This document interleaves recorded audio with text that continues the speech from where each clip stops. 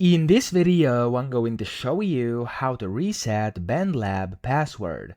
Now to do this, first you want to sign into your account and then go to the top right, click on your profile icon, and then from here go to settings towards the bottom. Inside settings, go to account here on the left, and then you want to scroll down and here you can change your password. So it says current password, you want to type in your current password, and then you can enter the new password and then confirm the new password again. So basically type it in 2 times, hit the update button, and that's going to reset your password.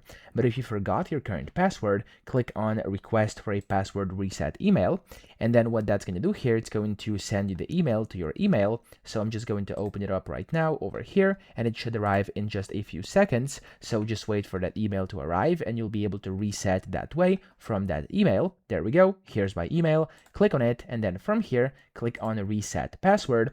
It's going to take you to a new page where you can then go enter in the new password, confirm it, and hit the update button. But if you're currently locked out of your account, for example, if I sign out right now, you'll see that on the login page, you can of course request the password reset as well. So from here, let's say you forgot the password, you could reset it over here as well, hit the forgot password button.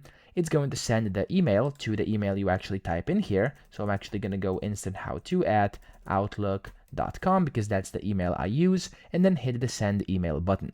If you need any more support, click on contact support over here, and then of course you can contact them to get further assistance in case, for example, you got locked out of your email account as well. But essentially, if you do get this email, it's the same as before. Just hit the reset password button. It's gonna take you to a separate page here where you can then go and set a new password for your account and then update it, and now it's going to work with the new password. Okay, so that's it. I hope this video helped you out. If it did, please subscribe to the channel and help me out as well.